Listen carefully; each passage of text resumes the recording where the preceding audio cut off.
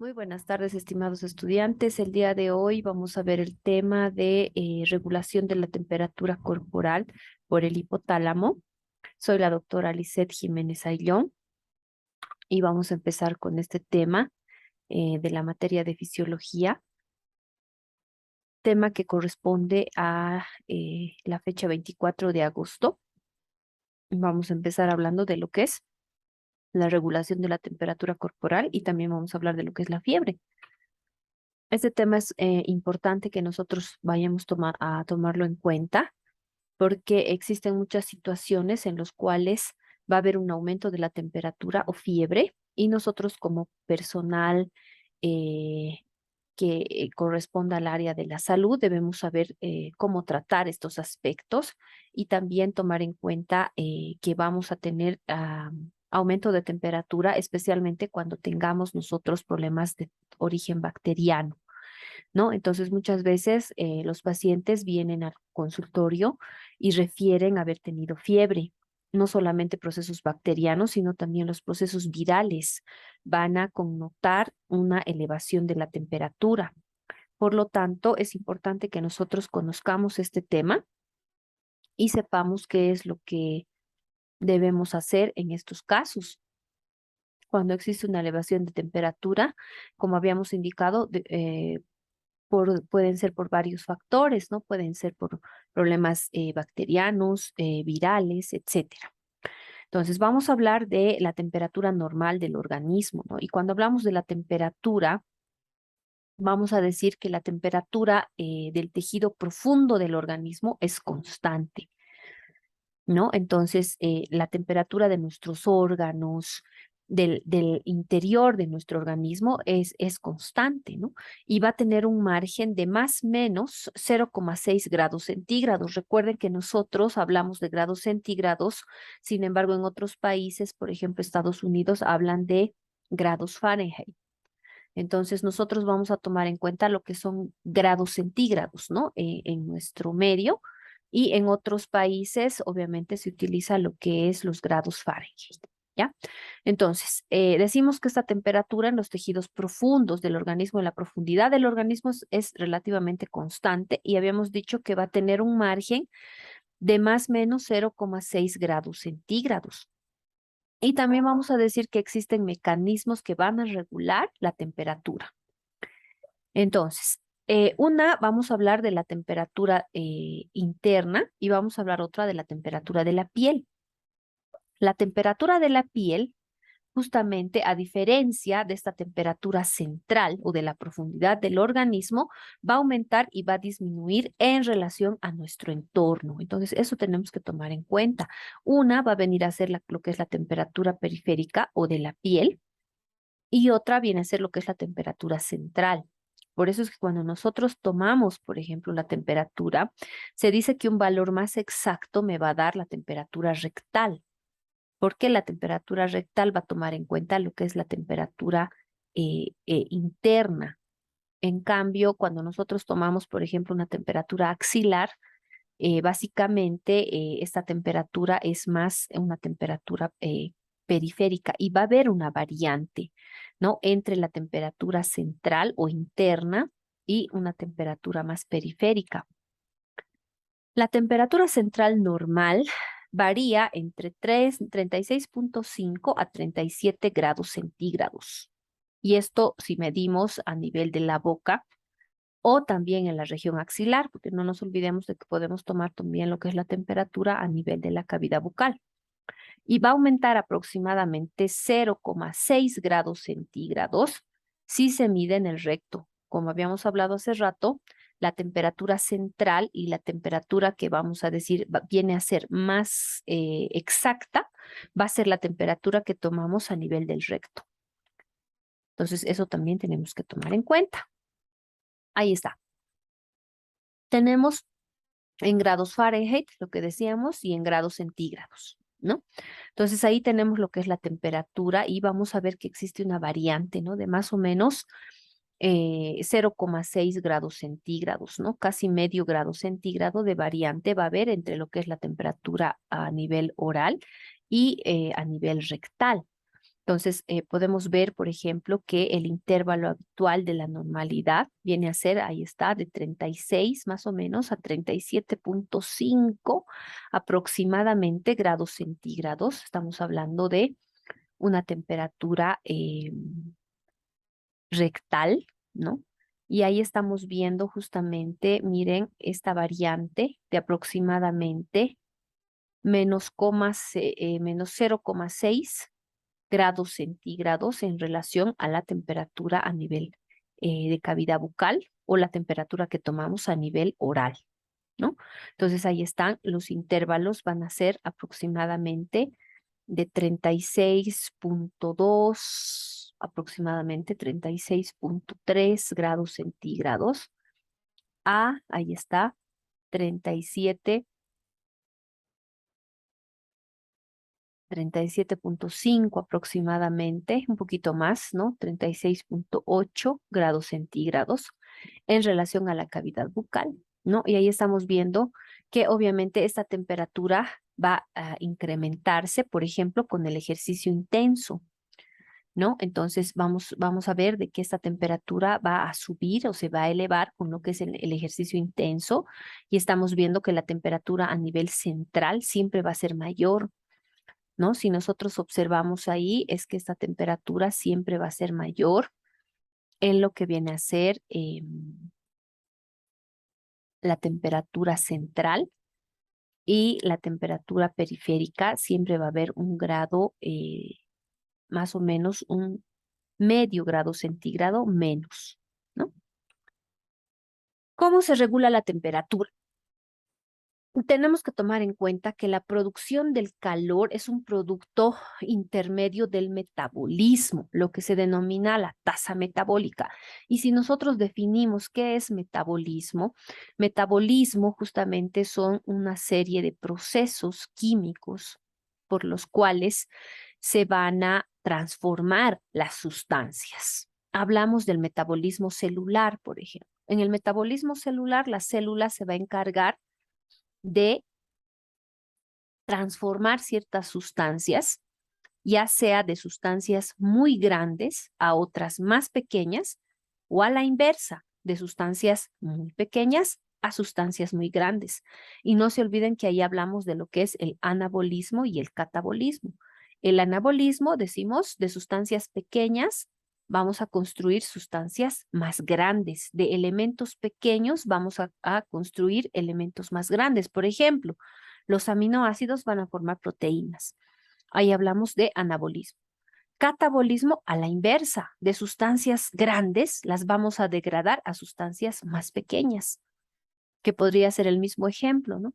De proteínas a aminoácidos, a la inversa. Entonces, en nuestro organismo se produce también lo que es el metabolismo. Por ejemplo, cuando nosotros digerimos los alimentos, ¿qué estamos haciendo en el proceso digestivo? Estamos transformando sustancias de sustancias muy grandes, que son los alimentos, en sustancias más pequeñas, capaces de ser digeridas por el intestino. Entonces ahí estamos hablando de metabolismo, en este caso de catabolismo, ¿no? De sustancias grandes lo estamos degradando a sustancias más pequeñas. Y en nuestro organismo también estamos formando todos los días y todo el tiempo sustancias de elementos más pequeños. Entonces, la producción de calor está muy en relación a lo que es el metabolismo y justamente a eso se denomina tasa metabólica. ¿Cuáles son los factores más importantes de esta tasa metabólica? Uno, la tasa metabólica basal de todas las células corporales, lo que decíamos, el metabolismo celular. Nuestras células todo el tiempo están en ese proceso de metabolismo, ya sea anabolismo o catabolismo. Anabolismo decimos hacia arriba, catabolismo hacia abajo. Entonces, todo el tiempo nuestras células están degradando sustancias y también están formando otras sustancias de elementos más pequeños. Dos, tasa extra del metabolismo de la actividad muscular. Hablamos acá de la actividad del músculo y en este caso vamos a referirnos, por ejemplo, al músculo estriado esquelético. El músculo estriado esquelético, cuando existe un proceso de escalofrío, cuando la persona tiene escalofríos, empieza un proceso de contracciones musculares, lo que se llama tiritona, o vamos a empezar a temblar, vamos a tener temblor, ¿no? Estos son movimientos, obviamente, eh, que se producen por contracción del músculo estriado-esquelético. Entonces, el metabolismo en el músculo es muy importante porque no nos olvidemos que la contracción muscular requiere de energía, ¿no? Requiere de mucha energía, requiere también de fuente energética y es un proceso constante de metabolismo. 3, el metabolismo por efecto de la tiroxina. La tiroxina es una hormona, estimados estudiantes, que se produce en la tiroides. Esta hormona que se produce en la tiroides está relacionada con lo que es el metabolismo. Cuando hablamos de tiroides y nos referimos a la tiroxina, el exceso en la producción va a determinar el hipertiroidismo y el descenso de la producción de esta tiroxina va a provocar hipotiroidismo. Ahora, ¿cómo es una persona hipertiroidea? La persona hipertiroidea es una persona que todo el tiempo está nervioso, ansioso, tiene un metabolismo muy acelerado, por lo tanto es una persona delgada, tiene los ojos saltones o el exoftalmos que se conoce, y es una persona que tiene un metabolismo muy acelerado.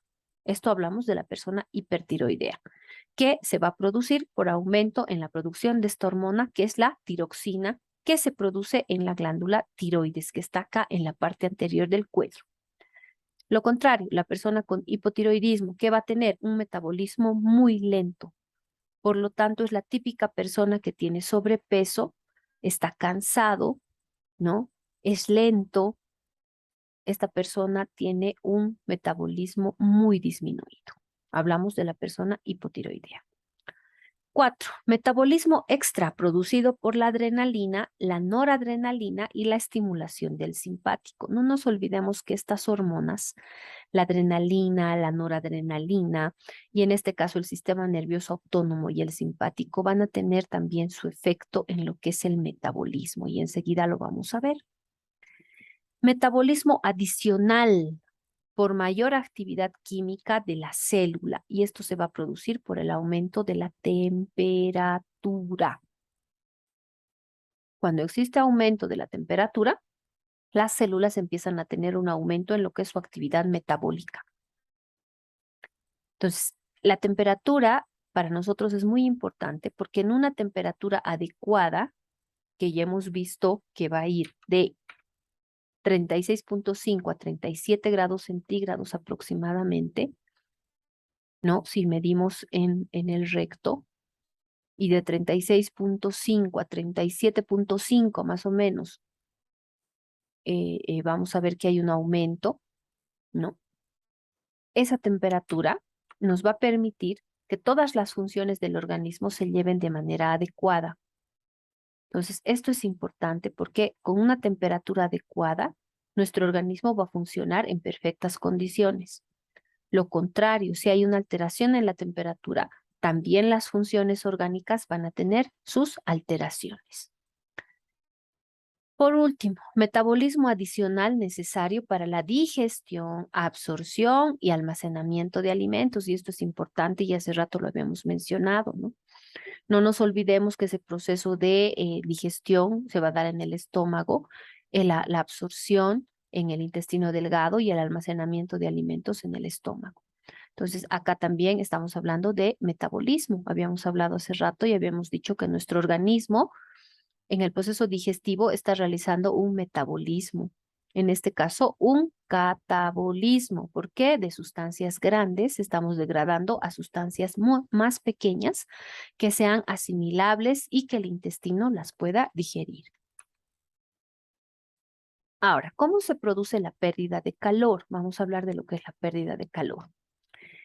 Y vamos a decir que la mayor parte del calor en nuestro organismo se va a producir en lo que es el hígado, en el cerebro, en el corazón, en los músculos esqueléticos, y ese calor va a pasar a la piel.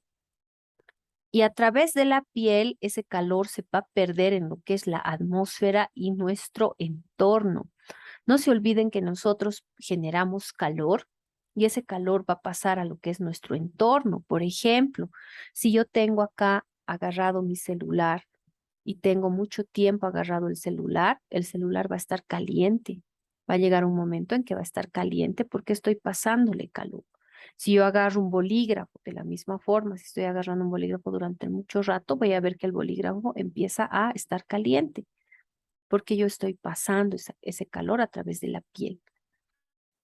La velocidad a la que desaparece el calor, ¿no? O que nosotros perdemos calor, justamente depende de, primero, la rapidez con la que se transporta el calor desde el lugar de producción del organismo a la piel.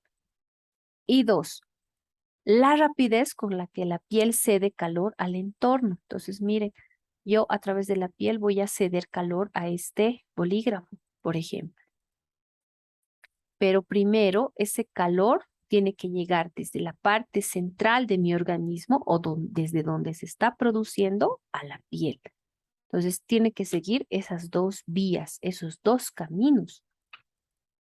Ahora, nuestro organismo tiene un sistema aislante y aquí vamos a hablar del tejido conectivo. No nos olvidemos del tejido adiposo.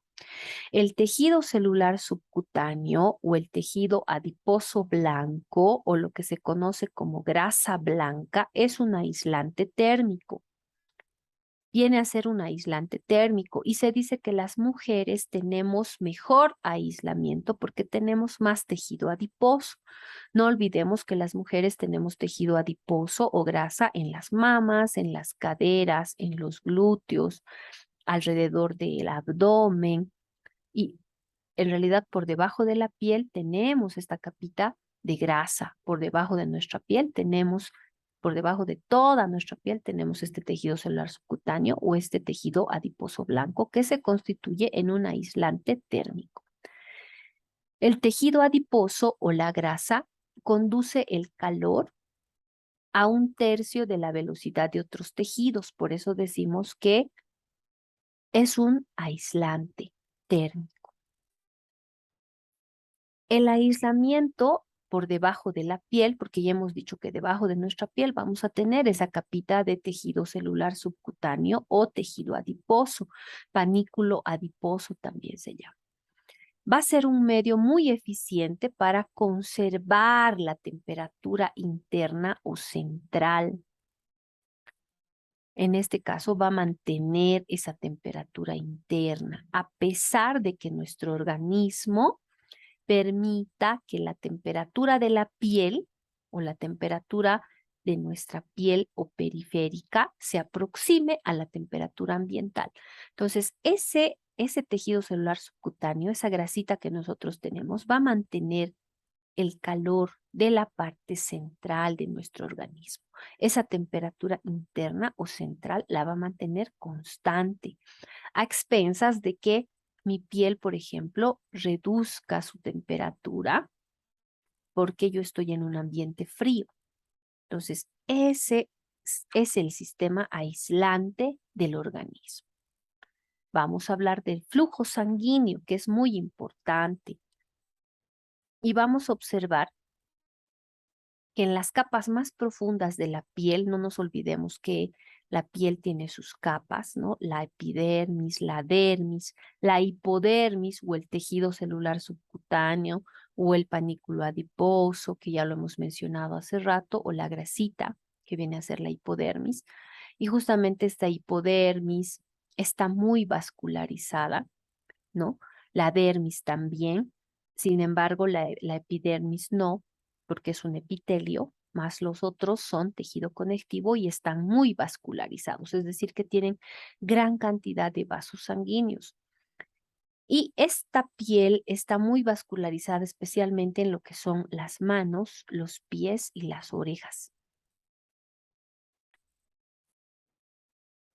Y vamos a decir que existen también lo que son las arteriolas o las pequeñas arterias que van a aportar sangre a estos plexos venosos a través de lo que se llama las anastomosis arteriovenosas. ¿Qué son las anastomosis arteriovenosas? Son uniones entre venas y arterias, pequeñas uniones que existen entre las ramitas más pequeñas de las venas, las vénulas, y las arteriolas o las ramas más pequeñitas de las arterias. A esas anastomosis las llamamos arteriovenosas. No. Ahora, la velocidad con la que la sangre fluye hacia la piel por ese plexo venoso, donde también hemos dicho que existen anastomosis arteriovenosas, va a variar mucho desde 0 hasta un 30% del gasto cardíaco total. Por lo tanto, decimos que la piel va a ser un sistema que irradia calor. Nuestra piel es un sistema que irradia calor y va a tener un control eficaz. Este flujo sanguíneo que tenemos en las capas más inferiores de nuestra piel, en este caso en la hipodermis y en la dermis, se va a comportar como un mecanismo que transfiere calor. Hace rato ya hemos mencionado, ¿no?, que nosotros vamos a transferir calor, por ejemplo, a los objetos que estamos manejando o que estamos agarrando. Ahí estamos viendo, ahí están las capas de la piel. Ahí está lo que les decía, la epidermis, que es un epitelio. Ahí está la dermis, miren, y ahí está la hipodermis o tejido celular subcutáneo o tejido adiposo, panículo adiposo se llama también, que es un aislante térmico, ya lo hemos mencionado. Y ahí están los vasos sanguíneos. Miren, ahí están las arteriolas, las vénulas. Las anastomosis arteriovenosas, ahí están, miren, estas son las anastomosis arteriovenosas. Y este sistema de plexos venosos, anastomosis arteriovenosas, va a proporcionar ese calor a la piel, ¿no? Y le va a permitir que transfiera ese calor. Ahí está, la circulación de la piel es muy importante en ese aspecto. ¿Cuáles son los aspectos físicos de la pérdida de calor? ¿Cómo vamos a perder calor? Y las formas en que se pierde calor al entorno van a ser 3. Vamos a perder calor por radiación, por conducción y por evaporación. Entonces, tomen en cuenta de que puede ser una pregunta de examen, ¿no? ¿Cuáles son los factores físicos en los cuales perdemos calor? Vamos a decir que son 3, ¿no? Radiación, conducción y evaporación. Vamos a hablar primero de la radiación. Si nosotros tenemos a una persona sentada, desnuda, en una habitación a temperatura ambiente normal, vamos a decir que esta persona va a perder más o menos un 60% del calor por radiación infrarroja o por los famosos rayos infrarrojos que tienen una longitud de onda de 5 aproximadamente a 20 nanómetros o micrómetros, perdón, de 5 a 20 micrómetros. Van a tener una longitud de onda de entre 5 a 20 micrómetros. No los podemos ver, pero va a tener esa pérdida de calor por este tipo de radiación que se llama radiación infrarroja. El cuerpo va a irradiar calor en todas direcciones, ¿no? Y vamos a ver, ahí está. Por radiación vamos a perder un 60% del calor, hemos dicho, por ondas de rayos infrarrojos que producen ondas de aproximadamente 5 a 20 micrómetros, ¿no? Con una longitud de onda de 5 a 20 micrómetros. Entonces ahí estamos viendo que se produce por radiación. Estas son las formas de pérdida de calor. Ahí está, ¿no? Ahí está. Vamos a perder por radiación un 60% del calor. Ahí está. Conducción. Vamos a perder calor por conducción cuando tenemos contacto directo con un objeto y vamos a perder un 3% del calor. Ahí está, conducción a los objetos, 3%. Por ejemplo, la silla donde esta persona está sentada. esta silla está en contacto directo con la persona y obviamente aquí estamos perdiendo por conducción a este objeto que es la silla aproximadamente un 3%, ¿no? Estamos sentados, nos paramos y vemos que la silla está caliente. Entonces, ¿qué ha pasado? Hemos transferido calor a este objeto, aproximadamente 3% de la pérdida de calor. Pérdida de calor aérea, aproximadamente un porcentaje de un 15%. ¿Y esto cómo podemos nosotros corroborar? Si nosotros estamos mucho tiempo en una habitación con varias personas, vamos a ver que la habitación se encuentra muy caliente. Lo que ocurre alguna vez cuando estamos pasando clases, ¿no? Entramos al aula y obviamente el aula está fría, pero entramos y al cabo de unos minutos estamos ahí con un calor, pero terrible. ¿Por qué? Todos estamos sufriendo pérdida de calor aérea. ¿Y cuánto? Un 15% de pérdida de calor estamos nosotros transfiriendo al aire, ¿no? Hay una pérdida de calor en el aire y el ambiente se torna ya caliente, muy caliente. Entonces, un 15%, ahí está, vamos a conducir hacia la atmósfera.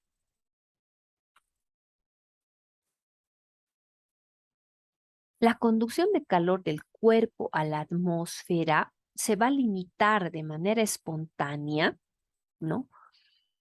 A menos que el aire calentado se aleje de la piel, con lo que siempre va a haber contacto de la piel con aire nuevo, no calentado, y eso se denomina convección del aire. Entonces, nosotros conducimos calor hacia la atmósfera. Sin embargo, esta conducción de calor hacia la atmósfera de nuestro cuerpo se va a limitar de manera espontánea. Y justamente esto ocurre cuando el aire calentado se aleja de la piel, ¿no? Y en este caso va a haber siempre contacto de la piel con aire nuevo, no calentado, y a eso se llama convección del aire.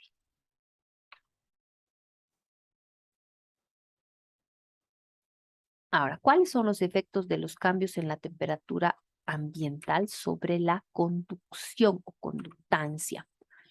Miren, ocurre, ¿no?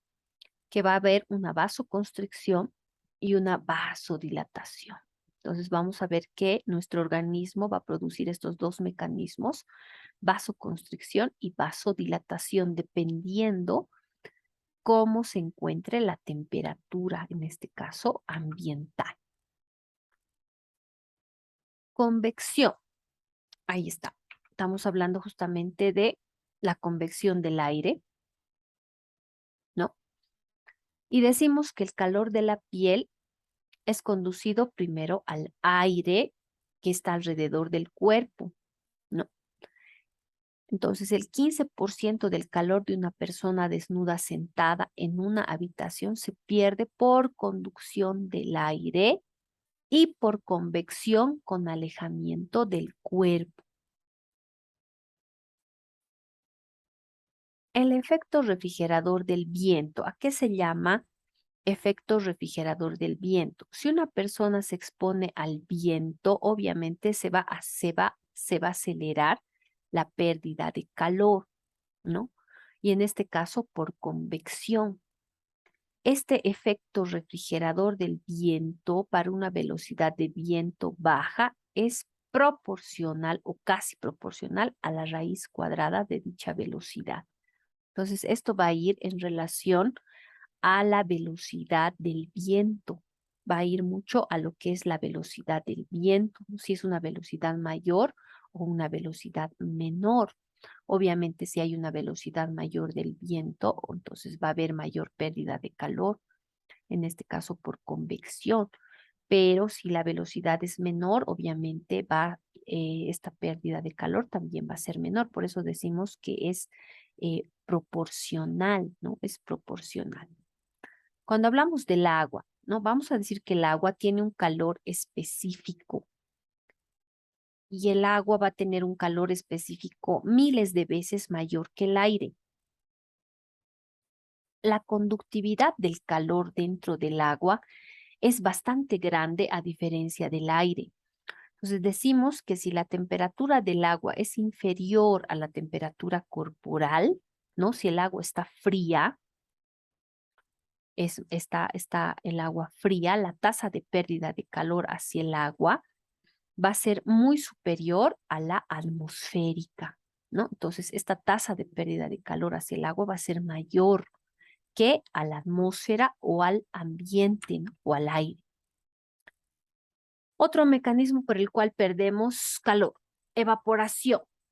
Y en este caso vamos a hablar, cuando hablamos de evaporación, ahí está, por evaporación aproximadamente vamos a perder un 22% del calor.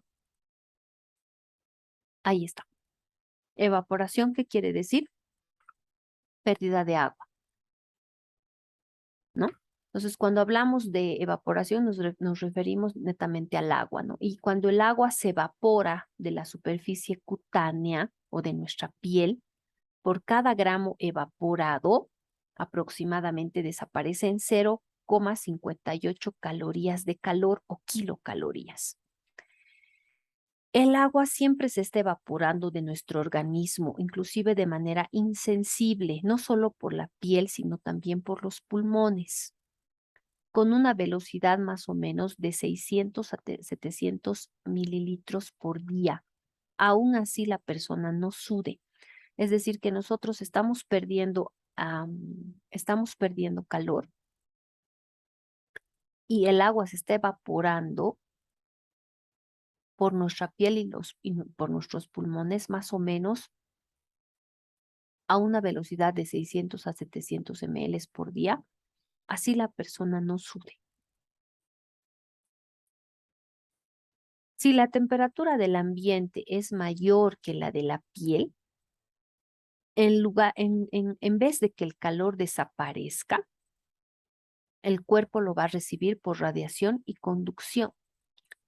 El único medio del que dispone el organismo para librarse del calor es la evaporación. Entonces, justamente ocurre eso, ¿no? Cuando nosotros estamos en un lugar muy caliente, vamos a empezar a sudar, a producir sudor. Y de esta forma, por evaporación, vamos a perder calor. Perdón. Justamente vamos a hablar ahora de la sudoración y su regulación por el sistema nervioso autónomo, ¿no? Vamos a hablar del sudor y cómo está regulado por el sistema nervioso autónomo. Y aquí vamos a hablar de una zona en el hipotálamo que se llama la zona preóptica. La zona preóptica del hipotálamo anterior. La estimulación de esta zona preóptica en el hipotálamo es una glándula endocrina que vamos a llevar ya próximamente, el sistema endocrino. El hipotálamo es una glándula endocrina, ¿no? Es considerado el director de orquesta, está muy en relación con el sistema nervioso y justamente la estimulación de la zona preóptica del hipotálamo anterior, ya sea de forma eléctrica o por exceso de calor, va a provocar lo que es la sudoración. Esos estímulos van a ser transmitidos al sistema nervioso autónomo a través de la médula espinal y posteriormente a la piel. Y no se olviden que en nuestra piel vamos a encontrar lo que son las glándulas sudoríparas. Glándula de tipo tubular enrollada, que vamos a ver, ahí está, miren. Es una glándula tubular enrollada porque tiene la forma de un tubo que hace un ovillito, miren. Por eso decimos tubular enrollada. Es un tubo que hace un ovillo, tubular enrollada. Y esta glándula, miren, tiene un conducto, un conducto que termina en un poro sudoríparo.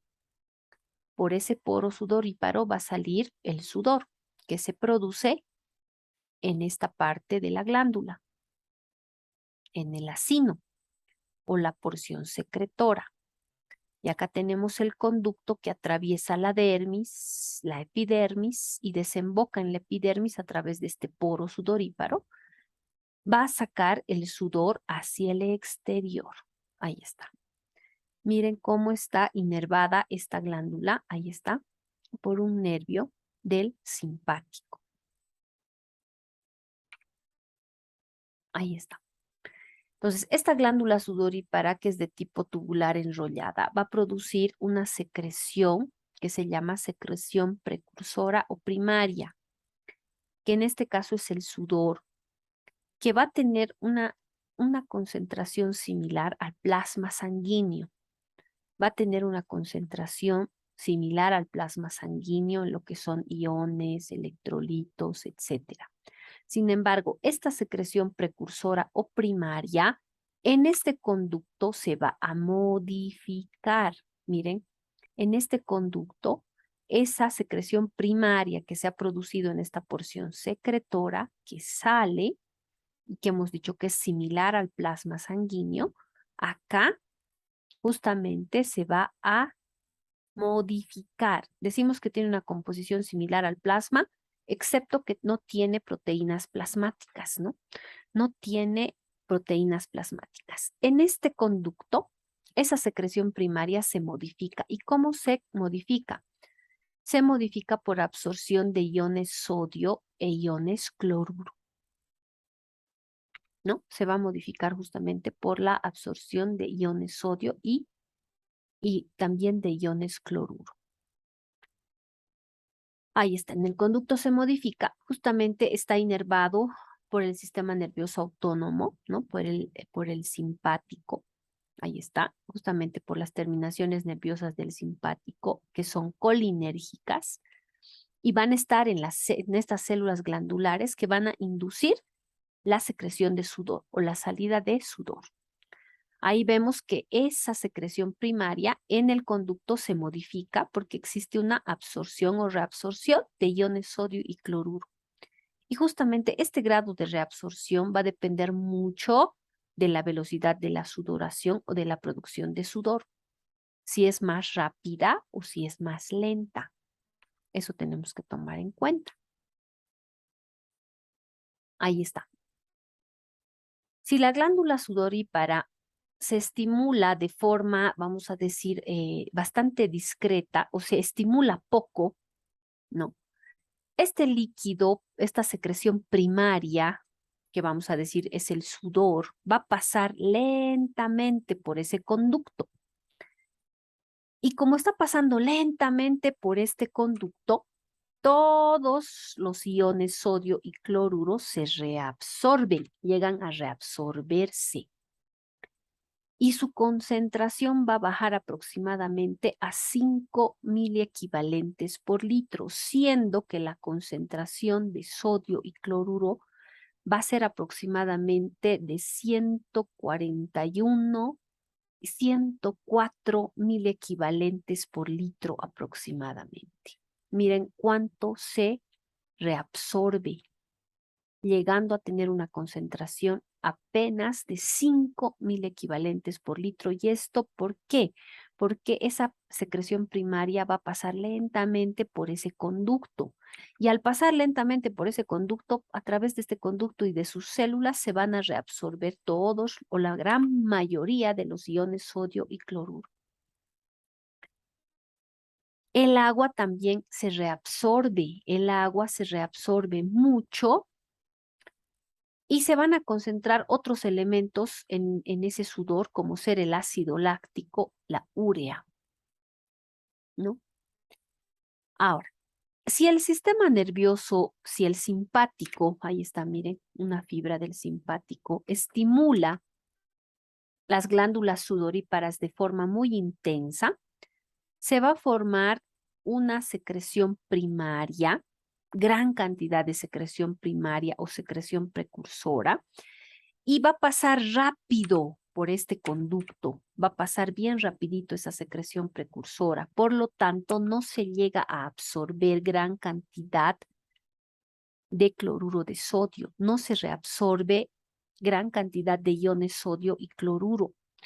y las concentraciones de sodio y cloruro van a llegar más o menos entre 50 a 60 mil equivalentes por litro. Se reabsorbe poca agua, apenas se reabsorbe agua.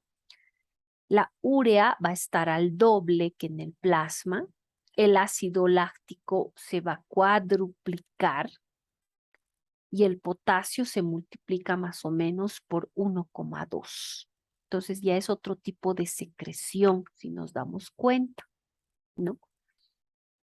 Ahora, vamos a hablar de una hormona que es la aldosterona. Esta hormona, la aldosterona, se produce en otra glándula endocrina que se llama la glándula suprarrenal, que está sobre los riñones. Esta aldosterona es una glándula, es una hormona, perdón, que se produce en la glándula suprarrenal que está sobre los riñones, ¿no? Y esta aldosterona la vamos a ver y la vamos a estudiar en esta última parte del sistema endocrino, ¿no? Entonces decimos que una persona sana, no aclimatada,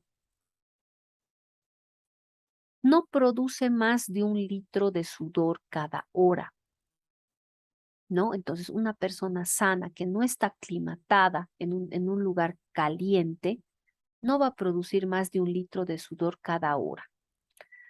Si esta persona se expone a ese clima caliente durante 1 a 6 semanas, va a empezar a sudar cada vez más, ¿no?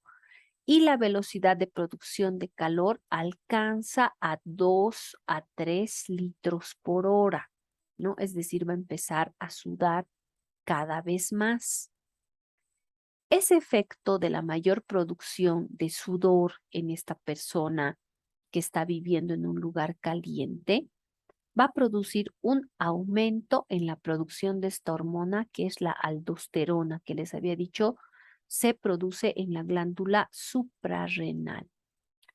Este incremento en la producción de esta hormona va a producir un ligero descenso de la concentración de cloruro de sodio en los líquidos extracelulares y en el plasma, es decir, va a reducir la concentración de los iones sodio y cloruro.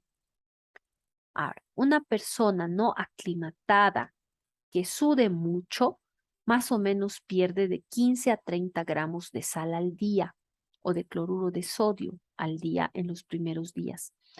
Sin embargo, después de 4 a 6 semanas, la pérdida de cloruro de sodio va a ser de 3 a 5 gramos al día.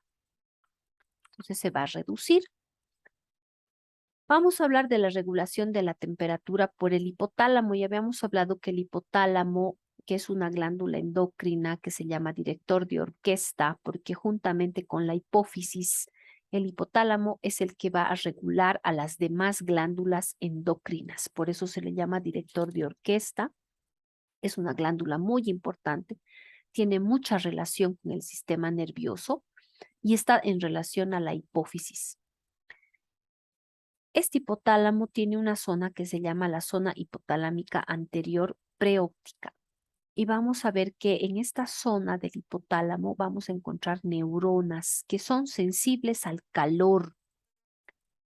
Y 1/3 de estas neuronas son sensibles al frío.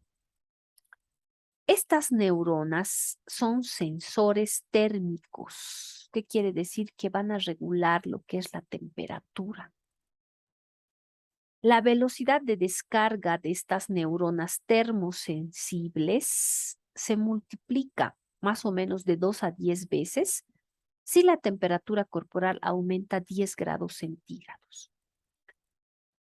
Las neuronas sensibles al frío van a aumentar la tasa de descarga cuando baje la temperatura. Entonces, el hipotálamo anterior o la zona preóptica es la zona del hipotálamo que va a encargarse de regular la temperatura al poseer neuronas que hemos dicho pueden ser sensibles al frío y al calor, ¿no? Y estas células, estas neuronas van a ser verdaderos reguladores del calor o de la temperatura, ¿no? No solo del calor, sino también del frío. Por eso son reguladores de la temperatura y son neuronas termosensibles. Bien, vamos a hablar de la detección de la temperatura, ¿no?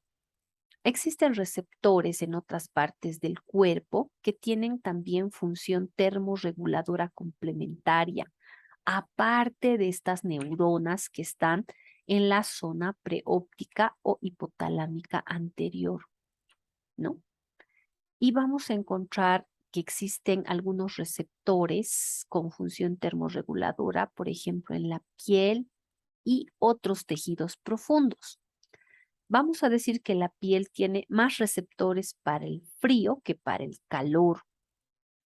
Por eso, justamente, la detección periférica de la temperatura se ocupa de detectar el frío. Cuando nuestra piel se enfría en todo el organismo, se van a producir algunos efectos reflejos para aumentar la temperatura, ¿no? Entonces, cuando nuestra piel se enfría en nuestro organismo, se van a producir algunos efectos reflejos para aumentar la temperatura. ¿Cuáles son esos efectos? Uno, estimulación del escalofrío, por lo que aumenta la tasa de producción de calor. Se va a estimular los escalofríos y va a aumentar la tasa de producción de calor. Se inhibe la sudoración. ¿Esto por qué? Si inhibimos la sudoración, evitamos la pérdida de calor por evaporación. Vamos a inducir a lo que es una vasoconstricción de la piel, justamente para reducir la pérdida de calor. Va a haber una vasoconstricción.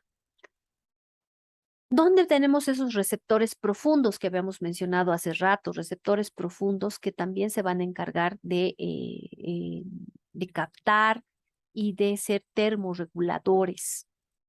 Van a estar en la médula espinal, en las vísceras abdominales, ¿no? Cuando hablamos de vísceras abdominales, nos referimos a todo lo que es estómago, intestinos, estamos hablando de vejiga, todos los órganos que están a nivel del abdomen. Y están también alrededor de de las grandes venas de la parte superior del abdomen y del tórax. Estos receptores profundos van a actuar de forma diferente a la piel. ¿Por qué? Porque están expuestos a la temperatura central. Nuestra piel está justamente en relación a la temperatura periférica o superficial. Estos receptores también van a detectar más el frío que el calor. Eso tenemos que tomar en cuenta. Ahora, vamos a hablar de los mecanismos neuronales efectores que reducen o aumentan la temperatura corporal. Existen mecanismos para reducir la temperatura corporal y algunos que aumentan la temperatura corporal. Vamos a hablar primero de los mecanismos para reducir la temperatura.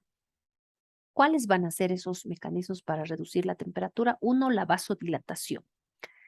Al haber vasodilatación, los vasos sanguíneos de casi todas las regiones de la piel se dilatan y inmediatamente se produce una mayor cantidad de flujo de sangre.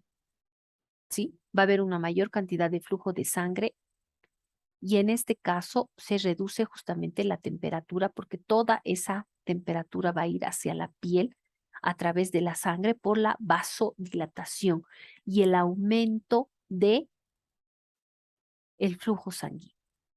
Segundo, sudoración. Va a incrementarse, ¿no? Justamente cuando se aumenta lo que es la temperatura, vamos a empezar a sudar. Y vamos a empezar a sudar para perder ese calor por evaporación que ya hemos hablado hace rato. Entonces vamos a decir que la sudoración va a empezar cuando la temperatura central se eleva aproximadamente 1 grado centígrado, ¿no? Más o menos llega a un valor de 37 grados centígrados y va a empezar a producirse la sudoración. Esta sudoración va a eliminar 10 veces la tasa basal de producción corporal de calor. Por último, disminución de la producción de calor. Y justamente, ¿cómo es que se va a disminuir la producción de calor, ¿no? Los mecanismos que causan un exceso de producción de calor, como por ejemplo la tiritona, y la termogenia química se van a inhibir. De esa manera vamos a producir una disminución de la producción de calor. Y hemos explicado lo que es la tiritona, los movimientos del músculo estriado esquelético, ¿no? Es decir, que empieza a temblar nuestro cuerpo, ahí se produce la tiritona. ¿Cuáles son los mecanismos que aumentan la temperatura corporal? Si nuestro cuerpo se enfría en exceso, el sistema termorregulador va a iniciar los procesos contrarios que hemos hablado hace rato. Por ejemplo, vasoconstricción. Los vasos sanguíneos reducen su diámetro, se reduce el flujo sanguíneo y por lo tanto no existe pérdida de calor por la piel. No va a haber transferencia del calor hacia la piel. La piloerección. ¿Qué es la piloerección? No se olviden que en nuestra piel, aparte de tener las glándulas sudoríparas, tenemos los pelos. Y estos pelos tienen un músculo liso que se llama el músculo erector del pelo. Cuando nosotros tenemos frío, nuestros vellos de la piel se erizan, se levantan. A eso se llama piloerección. El pelo tiene una erección. Los vellos se erizan. Literalmente dicen, no se separan. Esto se produce por la contracción del músculo erector del pelo y se va a producir lo que se llama la piel de gallina. Justamente esa piel de gallina se produce cuando tenemos frío. Y por último, se va a dar un aumento de la termogenia, un aumento de la producción de calor y justamente se va a dar a través de los sistemas metabólicos.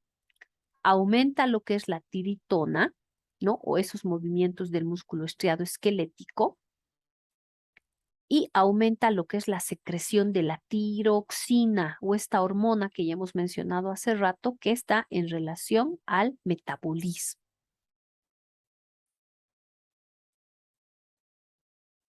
Vamos a hablar de la estimulación hipotalámica de la tiritona.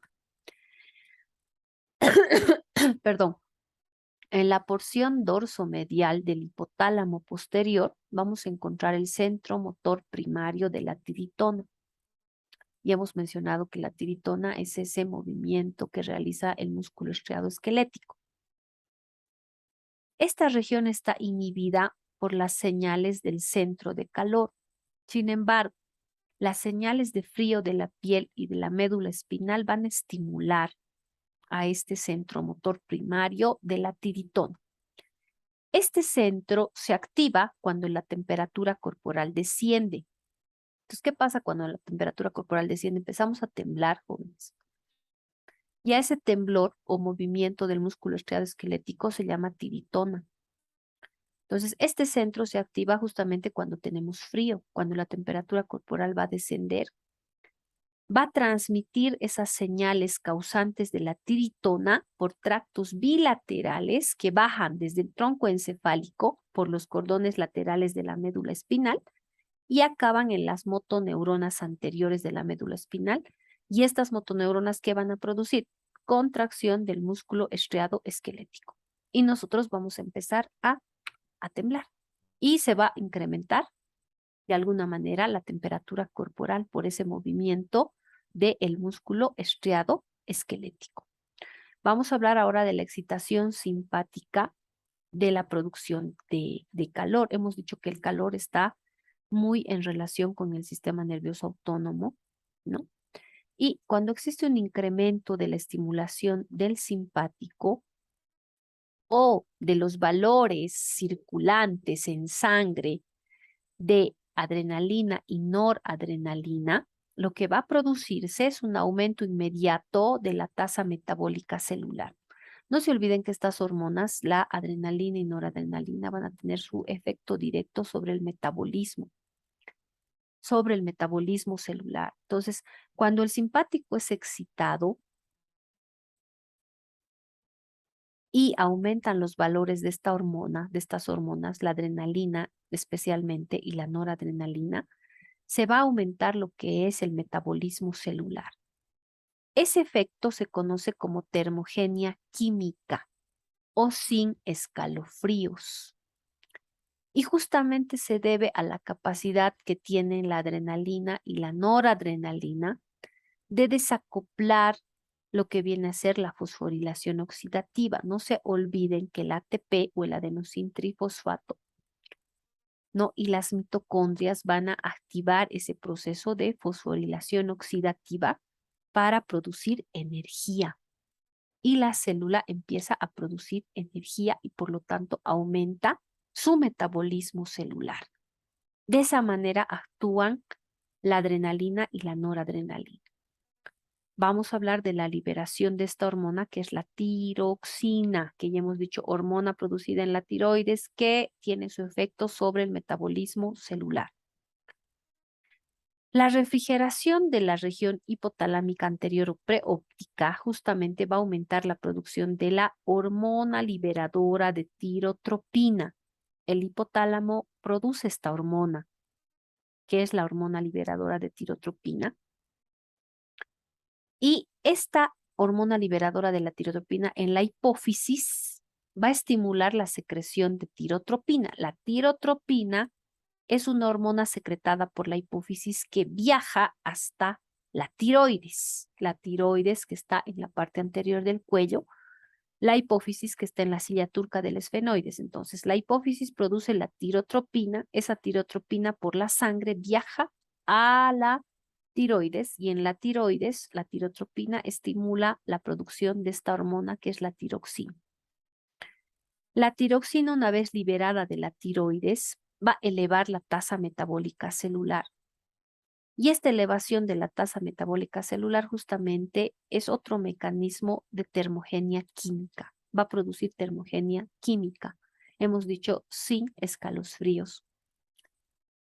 Este incremento metabólico no va a ser inmediato, sino va a ocurrir por exposición a la hormona durante varias semanas y obviamente por exposición durante varias semanas al frío. Eso tenemos que tomar en cuenta. ¿A qué se llama punto de ajuste? El punto de ajuste vamos a referirnos a cuando hablamos de una temperatura central crítica de unos 37.1 grados centígrados. Existen algunos cambios en las velocidades de pérdida y producción de calor. Si llegamos a valores por encima de esta temperatura de 37.1 grados centígrados, la velocidad de pérdida de calor excede a la de producción y la temperatura corporal va a disminuir y va a llegar nuevamente a ese valor de 37.1 grados centígrados. Lo inverso, cuando existen valores inferiores a 37.1 grados centígrados, la velocidad de producción de calor va a superar a la pérdida de calor, la temperatura se eleva y vuelve a 37.1 grados centígrados. Esa temperatura de 37.1 grados centígrados, que es crucial, se va a denominar punto de ajuste. Nuestro organismo siempre va a tratar de llegar a esa temperatura. Modificación del punto de ajuste. Este punto de ajuste crítico de la temperatura en el hipotálamo, justamente a partir de que se inicia la sudoración y por debajo del que comienza la tiritona, justamente va a depender del grado de actividad de los receptores para el calor de la región preóptica del hipotálamo. ¿Qué quiere decir esto? Que este punto de ajuste crítico que hemos dicho más o menos va a una temperatura de 37.1 grados centígrados, justamente se va a dar en cuanto inicia la sudoración por aumento de la temperatura o cuando desciende la temperatura, cuando empezamos a temblar. Entonces, esa modificación de ese punto de ajuste crítico va a depender mucho del grado de actividad de los receptores para el calor que se encuentran en esta zona preóptica del hipotálamo. Hemos dicho que ahí había neuronas, ¿no? Que regulaban lo que era la temperatura. Control conductual de la temperatura. Ahora, aparte de los mecanismos subconscientes de control de la temperatura corporal, el organismo tiene otro mecanismo termorregulador más potente. ¿Cómo se llama ese mecanismo? El control conductual. ¿Qué pasa cuando la temperatura interna del cuerpo se eleva en exceso? Señales que están en las regiones encefálicas encargadas de regular la temperatura otorgan a la persona una sensación psíquica de sobrecalentamiento. Y cuando nuestro organismo se enfría mucho, las señales de la piel y de otros receptores profundos inducen una sensación de frío. Y esta persona va a proceder a lo que es la adaptación ambiental. Entonces tenemos lo que se llama el control conductual, que depende de una sensación psíquica.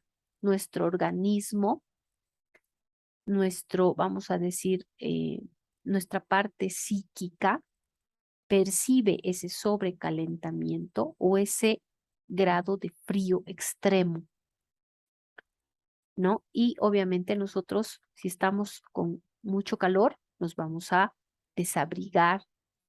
Y si estamos con mucho frío, pues nos vamos a empezar a abrigar, nos vamos a empezar a cubrir, ¿no? Para eso es la ropa, para eso es el abrigo. Reflejos locales de la temperatura cutánea. ¿Qué pasa si una persona pone un pie debajo de una lámpara caliente? Cuando una persona pone un pie debajo de una lámpara caliente, se va a producir vasodilatación local y una sudoración leve. ¿Qué pasa si ponemos nuestro pie en agua fría? Se va a producir lo contrario, una vasoconstricción local y va a cesar la sudoración. Estas reacciones justamente se deben a efectos locales directos de la temperatura sobre los vasos sanguíneos.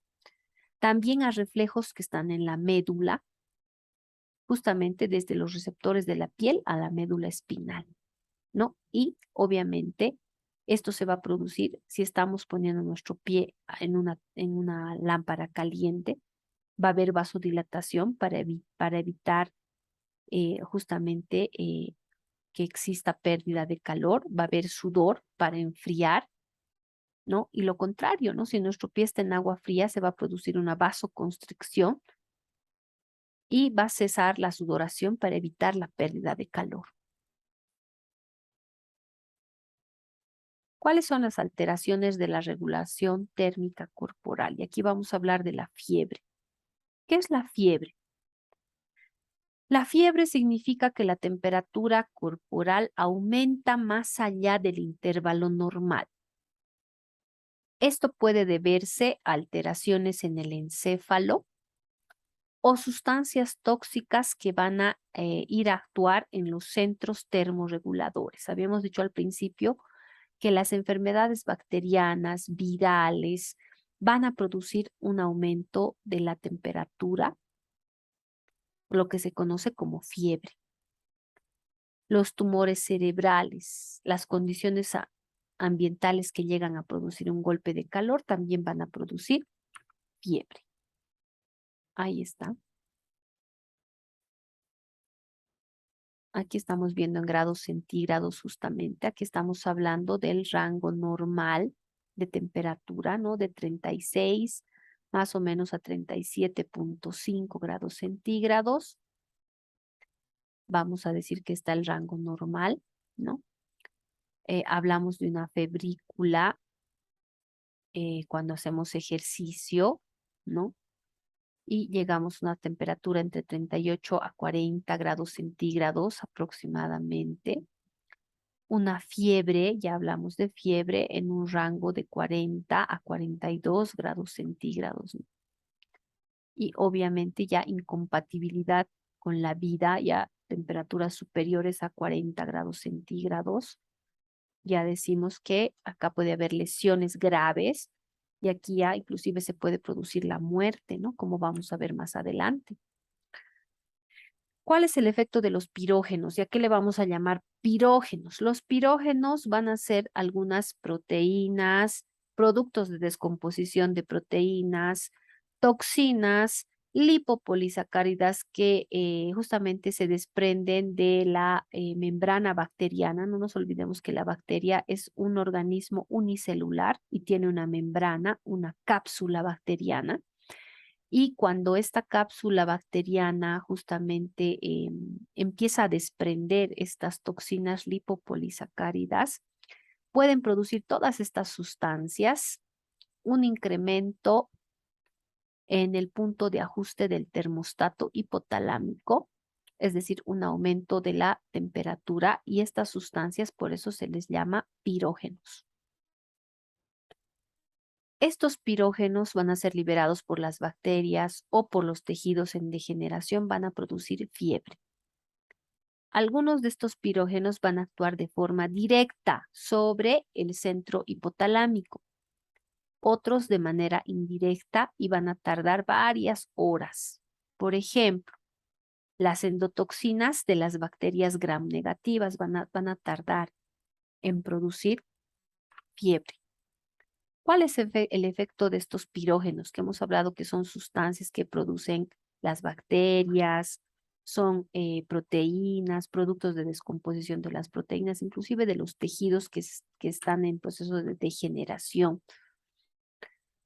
Cuando los tejidos o la sangre tienen bacterias o se va a producir descomposición justamente de estas bacterias, los leucocitos de la sangre, los macrófagos de los tejidos y los grandes linfocitos van a fagocitar a estas bacterias.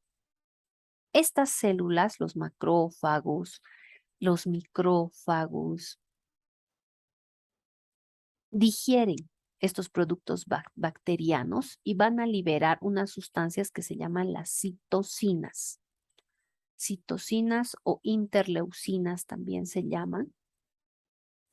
Y entre estas citocinas, una de las más importantes es la interleucina 1. Ahí está, la interleucina 1, que se llama también pirógeno leucocítico o pirógeno endógeno.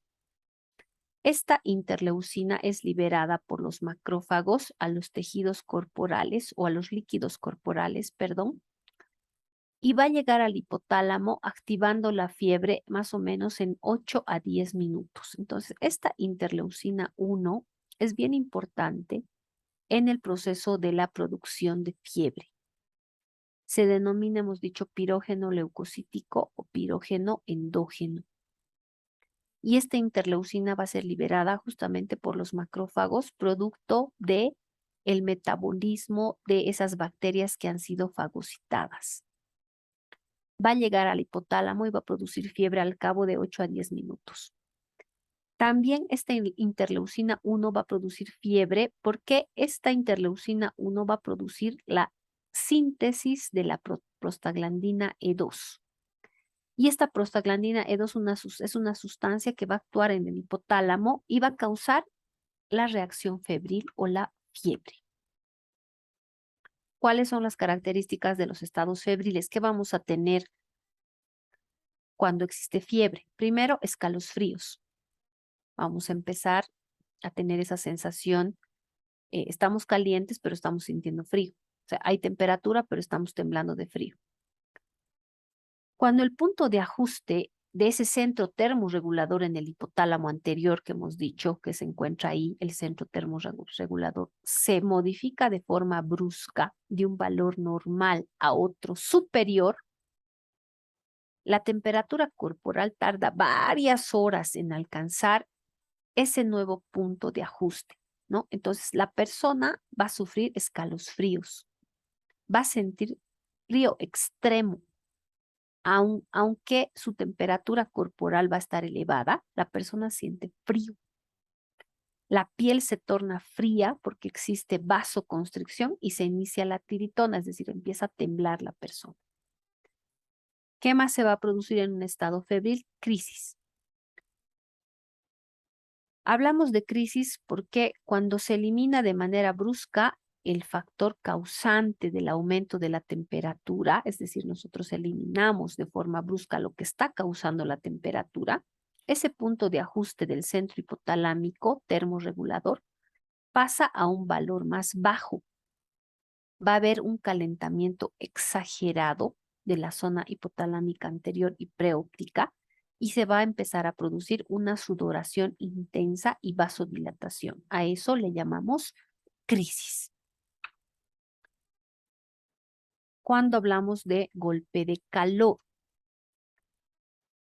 cuando la temperatura corporal se eleva por encima de un valor crítico en el intervalo de 40,5 a 42 grados centígrados, se va a sufrir un golpe de calor. Entonces esto ya es crítico, ¿no? El golpe de calor ya es una instancia crítica.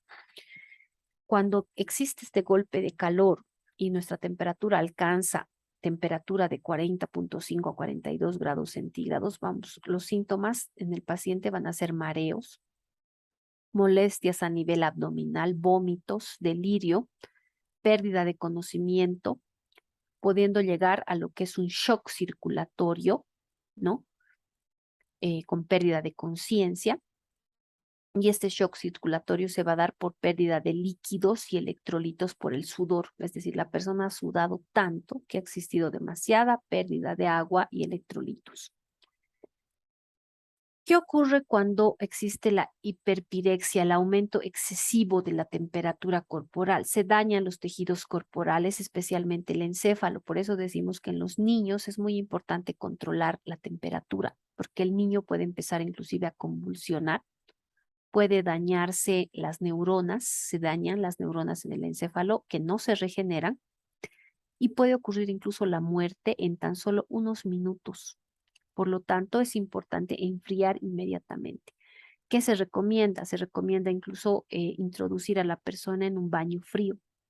A los niños, por ejemplo, se recomienda pasarles esponjas frías con agua fría o antiguamente, ¿no? Inclusive sumergirlos en agua fría a los niños cuando están con exceso de calor. Tenemos que hacer que esa fiebre baje. ¿Qué ocurre cuando una persona muere por hiperpirexia? Se observan, obviamente cuando se hace ya un estudio post-mortem, se observan hemorragias locales, degeneración celular y sobre todo en el encéfalo, en las neuronas. ¿Qué pasa cuando tenemos una exposición de nuestro cuerpo al frío? Cuando una persona está expuesta al agua helada durante 20 a 30 minutos, generalmente esta persona fallece por paro cardíaco o fibrilación ventricular. Obviamente que transcurridos los 20 a 30 minutos en agua helada, la temperatura corporal interna desciende hasta 25 grados centígrados, lo que es incompatible con la vida.